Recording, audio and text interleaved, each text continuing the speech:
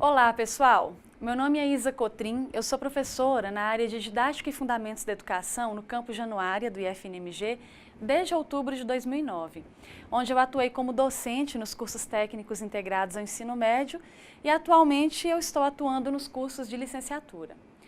Na verdade, eu atuo na profissão docente há mais tempo do que isso, né? Eu costumo dizer que eu tive o privilégio de passar por todos os níveis de ensino da educação como docente, do ensino infantil até a pós-graduação. Mas a minha experiência se deu, na maior parte, na educação profissional técnica e nos cursos de formação de professores. Então, na reflexão que eu vou propor aqui para vocês, eu trarei alguns elementos dessa experiência, tá? O convite para trabalhar esse módulo me deixou bastante animada, porque essa será uma boa oportunidade para provocar algumas reflexões que são importantes para o nosso trabalho. E antes de tudo, a gente precisa ter clareza de uma coisa, que os temas previstos para esse módulo, e especialmente para essa aula, de 50 minutos, eles são equivalentes às unidades de pelo menos 2 disciplinas de um curso de licenciatura, com no mínimo 80 horas de aula. Mas nem por isso as reflexões que a gente vai fazer aqui serão inferiores, quanto à qualidade. Na verdade, eu penso que esses apontamentos vão servir como ponto de partida para a gente pensar sobre nossa atuação docente, nossa relação com os estudantes e o nosso papel na própria instituição.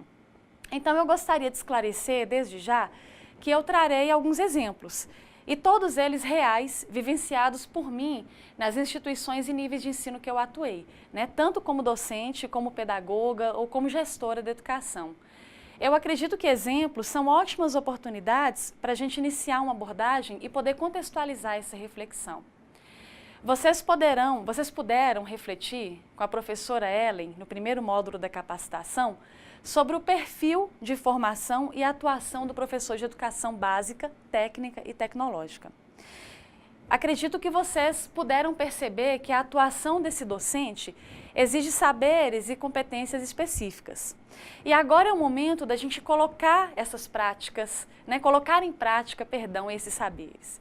Então vamos começar a nossa reflexão? Bem, o processo de ensino-aprendizagem apresenta alguns elementos constitutivos que permeiam essa relação professor-aluno. Que elementos são esses? São os conteúdos trabalhados nas matérias e disciplinas, que são estabelecidos pelo currículo preposto, a mediação do professor no processo de ensinar e a ação de aprender pelo estudante. Esses componentes, eles se interagem no cotidiano do processo didático, mas eles não constituem por si só o processo educativo na sua totalidade. Quer dizer, não é apenas o ato de ensinar, transmitir o conteúdo e a apreensão desse conteúdo pelo aluno que delimitam o processo educativo na instituição de ensino. Para além disso, e aí eu vou citar o Libânio, a prática educativa se integra à dinâmica das relações sociais e das formas de organização social. E o que isso significa? Significa que no trabalho docente estão presentes, além desses elementos que eu falei, interesses sociais, políticos, econômicos, culturais, que nem sempre são perceptíveis ou mesmo conscientes. Então, a prática docente, ela não está isolada dessa dinâmica. Por isso, a gente deve reconhecer o papel político do nosso trabalho.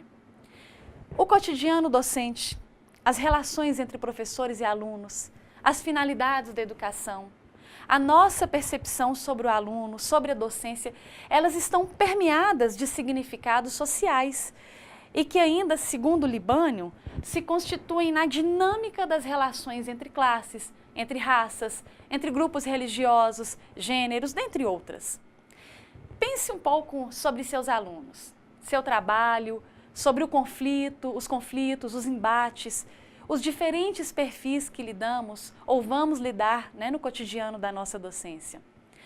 Quantas vezes escutamos ou apontamos como justificativa, por exemplo, para o alto índice de reprovação, que os alunos não têm base, ou que nossos alunos são muito carentes, ou porque vêm da zona rural, ou porque vêm da escola pública, do estado, etc, etc. A gente está errado em dizer isso? Eu não sei. A gente pode até dizer que são hipóteses, Por que não?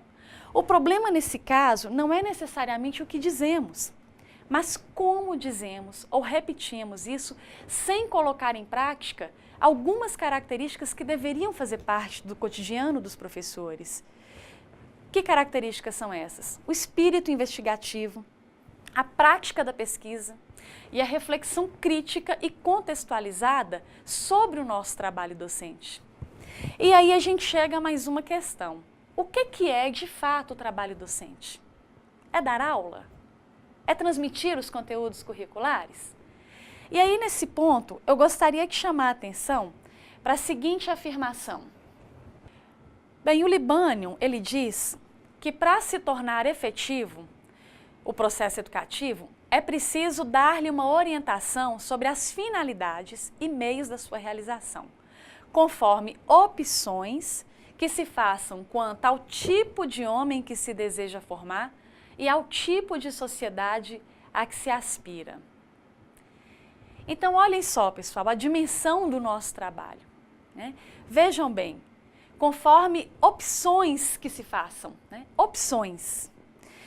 Essa palavra, ela é muito interessante em um meio profissional, né? Um profissional que faça opções.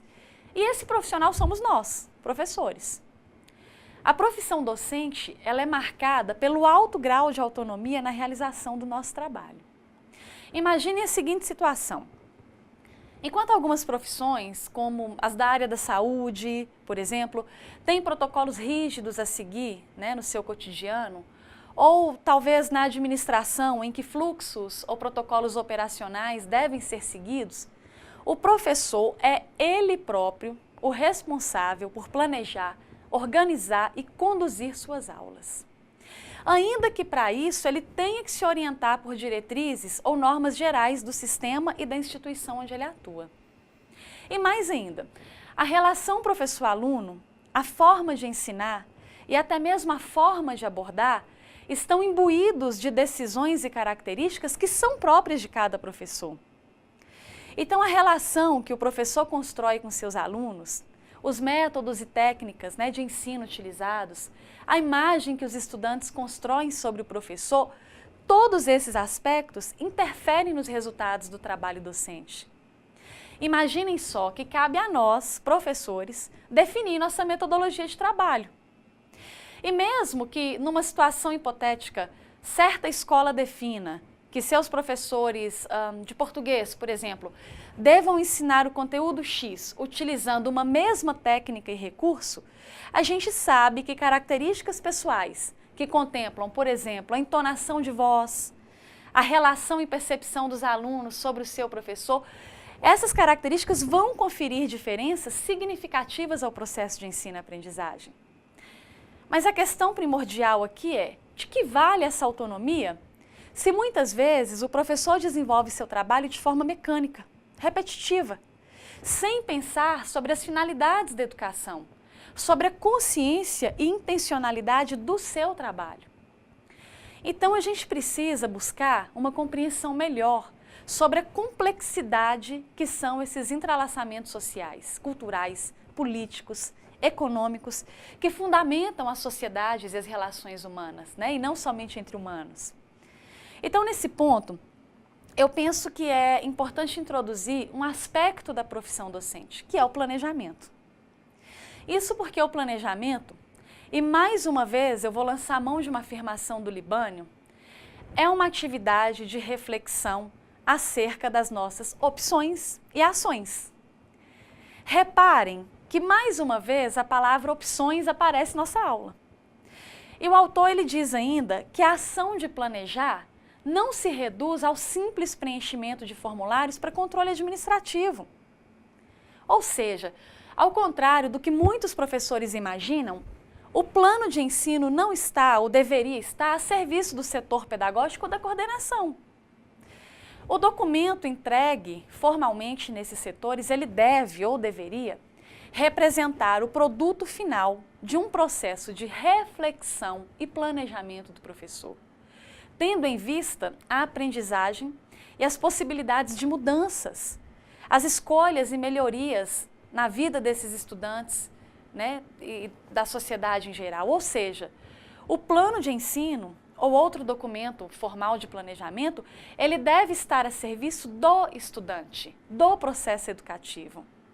Mais que o protocolo de um documento formal, o que realmente importa é o ato de planejar, de definir, de fazer opções.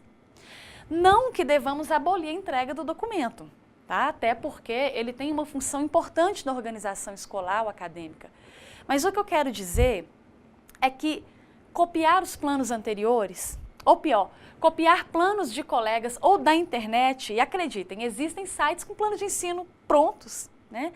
Ou mesmo deixar de fazê-los, consiste na ruptura do principal aspecto inerente à atuação do professor, que é a sua autonomia, a sua capacidade de pensar, de definir, de fazer opções. Então, nesse ponto, eu gostaria que a gente voltasse aqui ao Libânio. Ele coloca para a gente que a ação de planejar, portanto, não se reduz ao simples preenchimento de formulários para controle administrativo.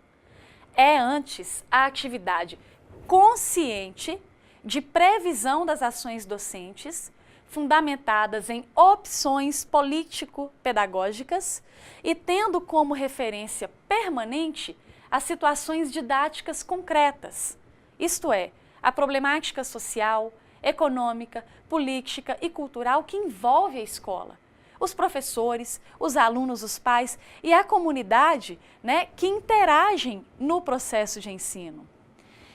Então, voltando à questão da autonomia, ainda que seja um aspecto da profissão docente e que contenha no seu bojo ações e opções a serem definidas pelo professor, o ato de planejar não pode também desconsiderar as dimensões formais, né, legais, institucionais e coletivas do planejamento. Que dimensões são essas? A legislação educacional, o projeto político-pedagógico da instituição, os projetos ou planos de curso, regimentos, né, dentre outros. E além disso, cabe ao professor reconhecer e, claro, participar dos processos de discussão desses documentos. Não só porque essa construção coletiva é garantida por lei, mas pelo compromisso que o professor deve assumir com a instituição onde ele atua e com a educação como um todo, né? Então, cabe ainda ao professor conhecer os pressupostos filosóficos que são assumidos pela instituição. É por isso que, no caso dos institutos federais, e mais especificamente no nosso caso, do IFNMG, nos cabe compreender seu processo de criação, seu papel na história da educação brasileira, suas finalidades, sua missão, dentre outros aspectos. Tudo isso é importante para que a gente tenha clareza de onde a gente quer chegar, porque nós somos partes de uma instituição. E ainda que nossa autonomia nos permita delinear, desenhar a condução do processo de ensino-aprendizagem, enquanto professor, eu devo assumir um compromisso ético no exercício da docência, né? E aí eu vou citar a Bassalobre, que diz que a educação é um fazer intimamente ligado à existência do outro e alcança diretamente os alunos, né? Daí o nosso compromisso ético. Então, de certa forma, a autonomia que nos é conferida tem a ver com o compromisso ético que é esperado de nós. E nesse ponto, entendemos que o meu compromisso com o planejamento pode dizer muito quanto ao meu compromisso ou descompromisso ético com a docência. Assumir ou trabalhar apenas o que é mais fácil ou confortável para mim, ser avesso à possibilidade de mudança, definir o que eu vou trabalhar na aula algumas horas antes dela começar, repetir sempre as mesmas aulas, as mesmas metodologias, sem considerar as peculiaridades de cada turma, me ater exclusivamente ao livro didático, são ações bastante presentes no espaço escolar e nos fazem pensar sobre qual é o nosso compromisso com a docência, né? E aí eu pergunto, então, vamos cada um de nós pensar e definir nossa prática ou vamos deixar que pensem por nós, né? Compreendemos agora que o nosso papel é muito maior que transmitir conteúdos estabelecidos, mas que a gente pode direcionar nossas ações com vistas à mudança, não apenas das nossas aulas, mas na forma como essas aulas interferem, direto ou indiretamente, na vida dos vários estudantes que passam por nós.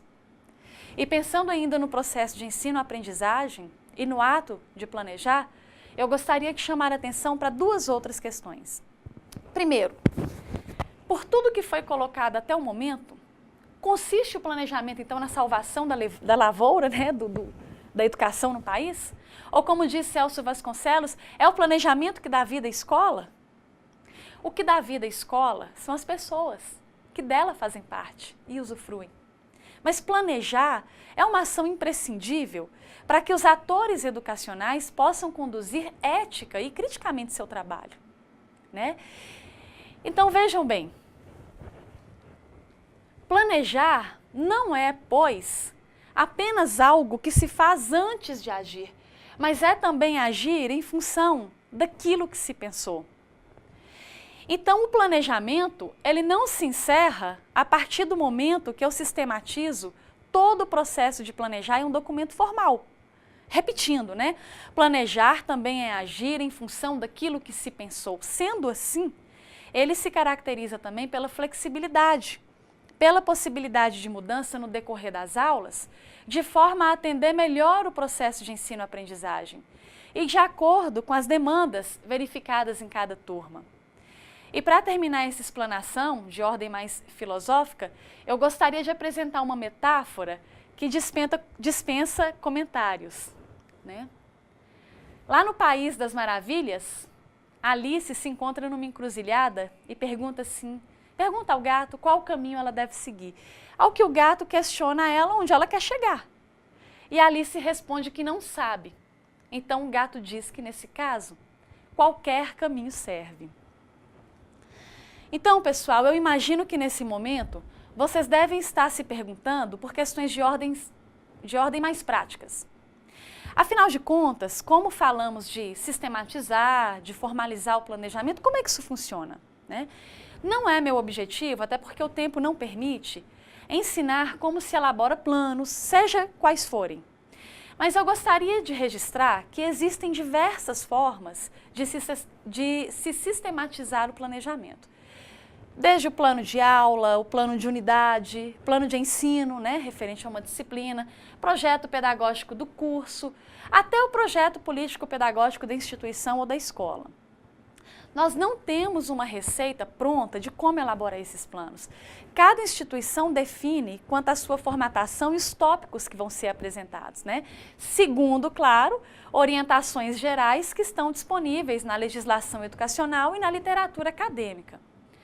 Cabe ainda às instituições determinarem que tipos de planos devem ser formalmente apresentados pelos professores.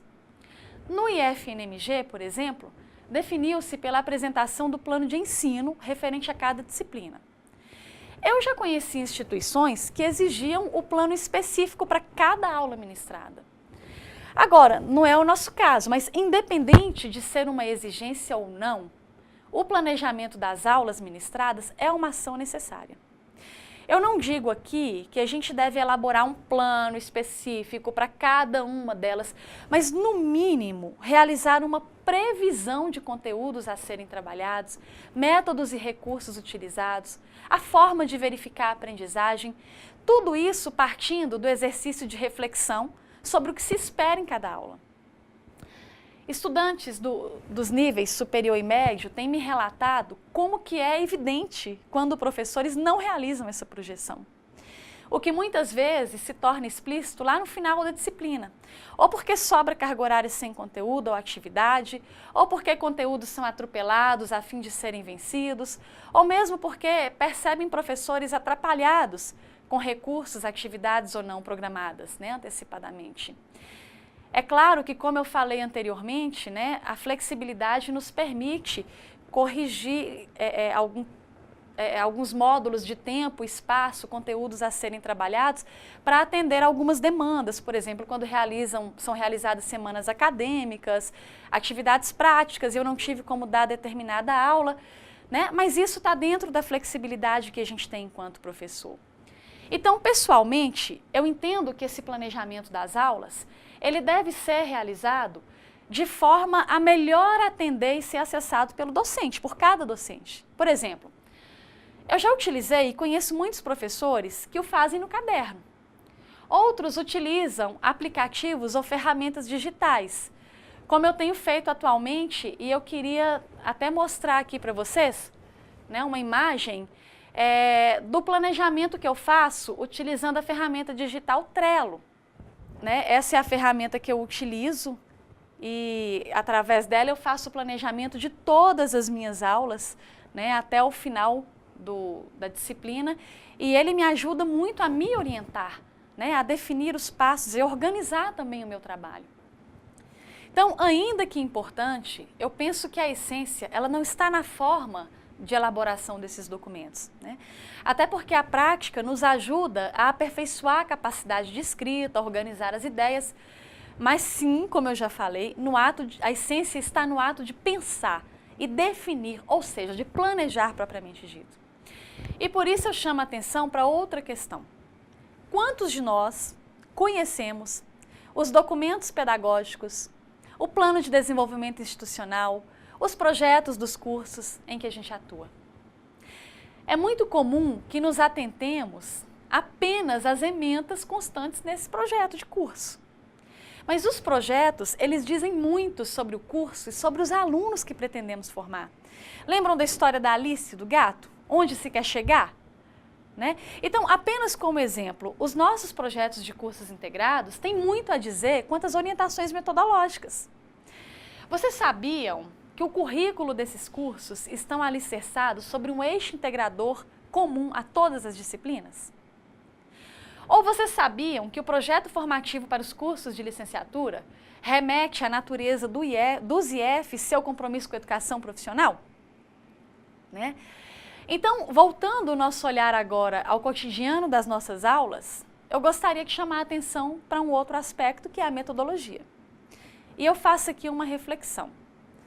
Conteúdos costumam ser desenvolvidos, seja no nível médio ou superior, por meio quase que exclusivamente de aulas expositivas, ainda que seja no laboratório, seguidas da realização de exercício ou tarefas.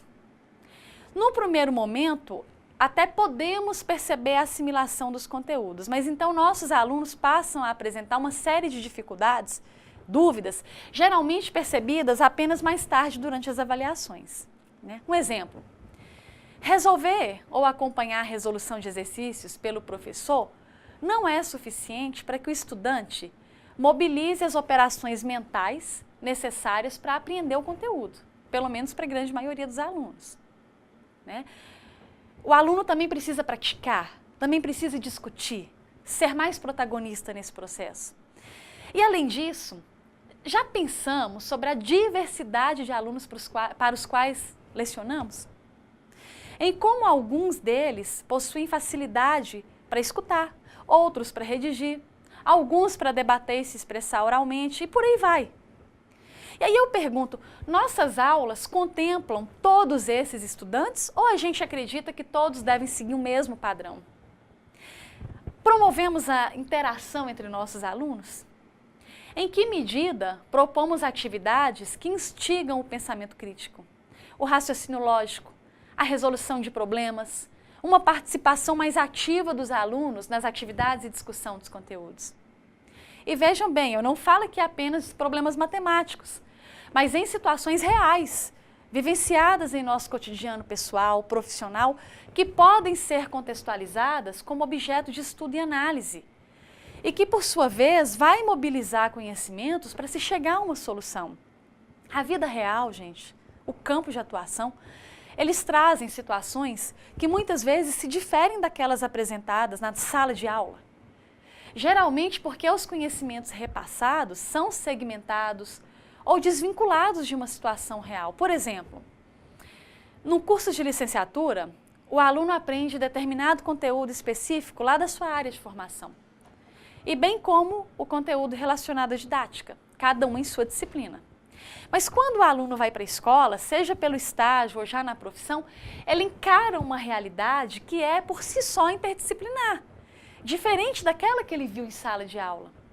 Então, ao ensinar, por exemplo, as leis de Newton, ele não apenas desenvolve aqueles conhecimentos sobre as leis de Newton que ele aprendeu no curso, mas ele deve mobilizar uma série de conhecimentos e habilidades que se fazem presentes na relação professor-aluno, na metodologia, no atendimento às demandas da escola, das famílias, etc.